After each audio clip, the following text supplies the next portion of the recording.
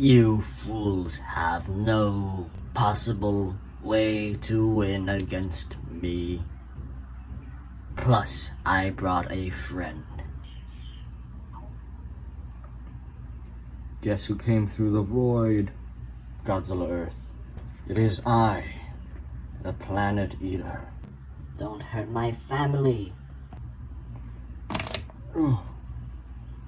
What was that? It is I, Godzilla Earth. Here to stop your reign of terror. Serve him! Charge!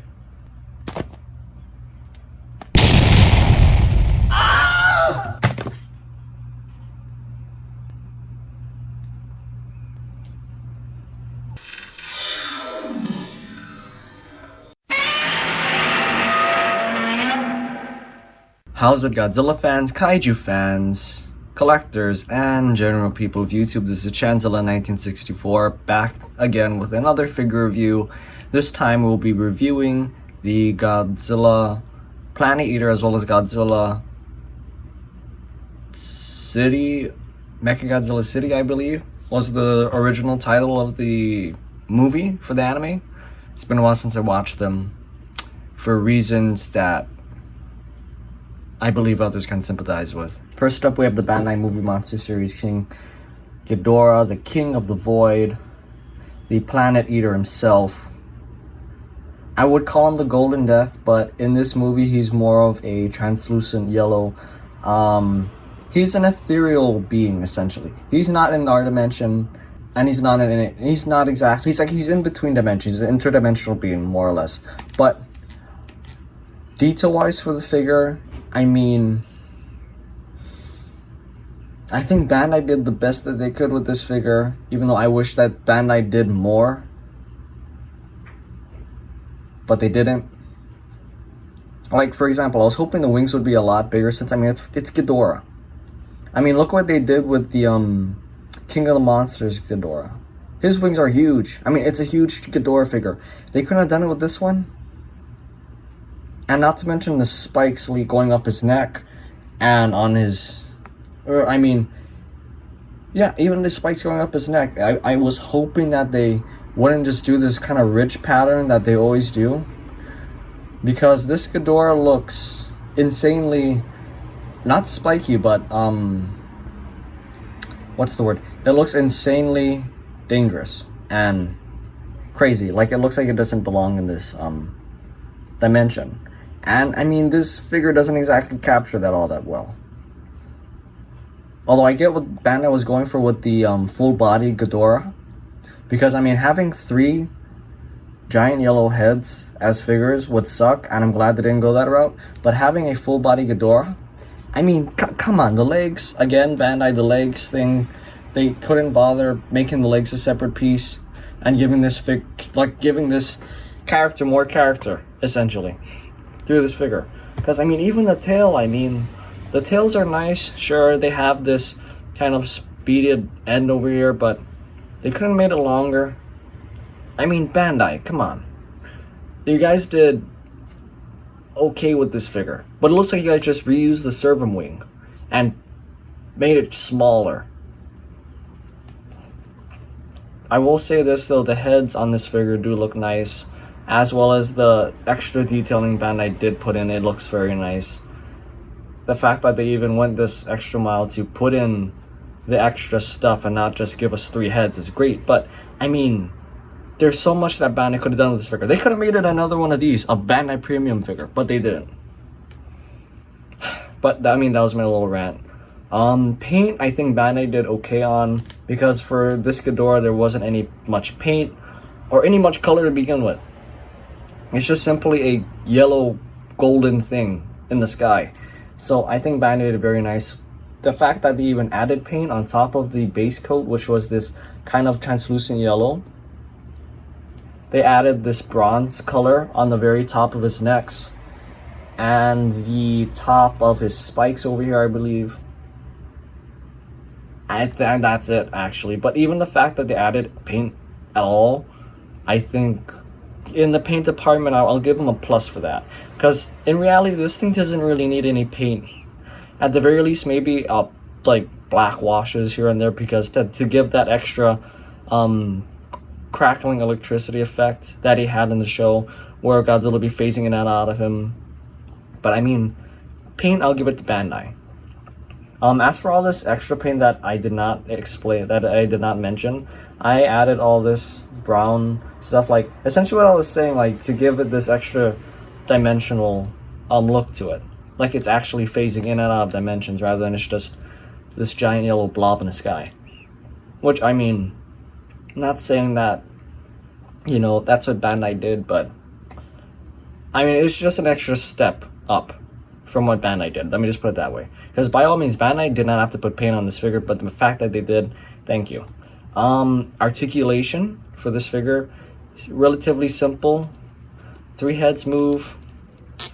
And the fact that three heads move, which is something I missed, Bandai, by the way. If you guys could put that in the other Ghidorah figures, that would be awesome. But the fact that 3 heads move, it's great. As for the legs, it's attached to the tail. And there's a glue seal here, but this doesn't move. And the wings, they can flap. But generally they don't move. But I mean, yeah, this Ghidorah figure is okay. Granted, I'm glad we got a figure of the Planet Eater Ghidorah. Even though part of me wishes that Bandai took a little bit more time to come up with something not this. Put a little more effort into the work for this monster. Even though granted the movie could have been better, but even so, that's no reason to bash on the figure just because the movie stunk. Now on to the Bandai Premium Mechagodzilla, which, as you can see, this bad boy looks crazy. Am I right? Now, detail on this figure, as you guys can already tell, is utterly insane. Even though granted, Mechagodzilla City was an insane concept to even grasp or to put into action. As you can see, they included all the individual little plates and every little duct. I mean, even this pattern over here that we don't exactly see on the movie, these symbols over here, the fact that they included that, even though we don't see this Mechagodzilla, is awesome. Like even the face is so, there's so much detail in the face for this Mechagodzilla. Even though granted, it has one of the weirdest Mechagodzilla faces ever. But I mean, this was a weird series. So, yeah. But I mean, every individual spine has their own little characteristics going all the way up as well. Which, I mean, this figure in the detail department knocks it out of the park. In the paint department, it does okay. Because you can only do so much with a type of figure like this. So, for the paint, for this guy specifically, it came in an all silver paint job. That's about it. It was all silver. This nice silver over here. And then Bandai painted on these eyes over here as well. His 2 eyes over here. Aside from that, there wasn't any real paint beside that, which is, I mean, it's okay. It's great. It's a Mechagodzilla figure. What would you expect other than silver and red? Maybe except for some black accents to accentuate the kind of skeletal, fossilized look that this Mechagodzilla had in the movie, or the design for it anyways, which I went ahead and did. But I mean, aside from that, I think Bandai did okay in the paint department, which I mean, it's Mechagodzilla, like I said, so it needs nothing more than the eye color and the silver. So paint department is okay. Articulation for this guy, I mean, it's crazy. It's a crazy figure for Bandai Premium, which I hope they bring out more figures in the Bandai Premium line, because they did a awesome job with articulation on this guy. Because if I remember, actually I don't remember how much articulation this guy has. It's been a while since I brought him off the shelf, but let's go through it together. So 1 piece of articulation, 2 more pieces of articulation, got a total of 3. 4, his elbow moves in and out. If we bring it up, we go to his legs, 5, 6, 7, ankle swivels, 8. Then for his tail, we just got this one over here, 9. Okay, so this Mechagodzilla figure has a total of 9 pieces of articulation, which for Bandai is insane. Although I will say this, it's not the most amount of articulation I was put into a figure, because there's another figure in my collection which I might do in the very, very near future that has possibly double the amount of articulation this one has. I'll give you a hint. The name starts with an O, ends with an I. If you guys can guess in the comment section down below, I'll do it in the next video. If you cannot, I mean, it's fine. Point is, that figure will be getting reviewed sometime soon, since I don't want you guys to get tired of Godzilla figures, so I figured I'd switch it up to a kind of more obscure monster. And more obscure monster figure review. But, I mean, this guy, I think Bandai did a very good job on. Only thing that was lackluster to me in this figure was paint. But, I mean, like I said, it's a Mechagodzilla. Bandai doesn't have to go all out for it, in my opinion. So I think Bandai still did a very good job with this figure. Especially for us not seeing this guy at all in the movie, except for whatever remained of him inside of the city, which stunk. I was hoping to see Mechagodzilla in action up against Godzilla Earth. The two totally duking it out. But I mean, we didn't get that, but we eventually got it. And what we got, I mean, it was an amazing fight from what we got from, God, I forget the name of the studio or the YouTube channel that put it together, but it was pretty much a fight between Mechagodzilla and Godzilla Earth. I'll put the link in the description below or somewhere on the screen. But I mean, either way, because the guy made a fight for these two, as well as Godzilla Earth versus the Army and the Super X1, I believe. But I mean, point is, that guy does a phenomenal job with those videos. But my point is, I mean, I'm so glad we got this figure, because Bandai didn't have to come out with this figure. We could have just gotten some random city, like we did with the, because I know Bandai came out with this Shin Godzilla theme park, vinyl figure, and it's just the statue of the Godzilla head that sits in that one theme. I think it's a park where you have to zip line through his mouth, and that's all it is.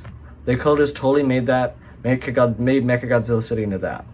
But they didn't. They gave us the Mechagodzilla concept.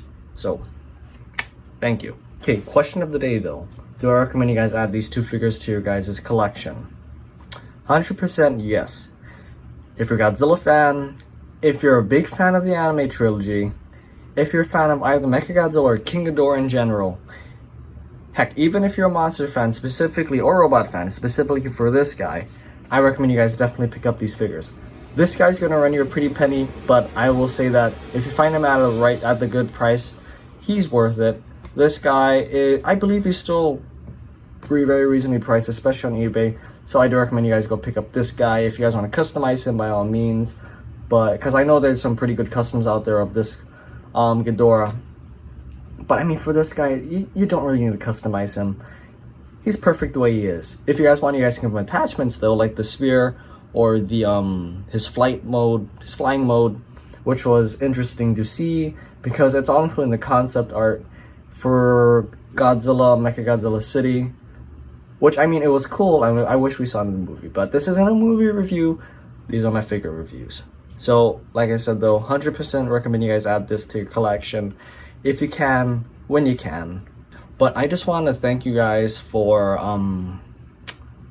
watching the video today. And if you guys like the video, be sure to leave a thumbs up down below. And if you guys like what you see, be sure to subscribe. And I know I always say this, but I'm going to say it again. Do leave a comment. It always helps the channel out, especially with the YouTube algorithm. For some reason, my videos are being less foot traffic, even with 16 subscribers. But I mean, it is what it is. I'm not this phenomenal Godzilla YouTuber or Godzilla figure reviewer YouTuber, but I'll do my best. Anyways though, be sure to like, comment, and subscribe, and This has been Chanzilla 1964 signing out. Till next time, guys. Peace, and be sure to keep an eye out for the next review. Guarantee it's going to be an interesting one.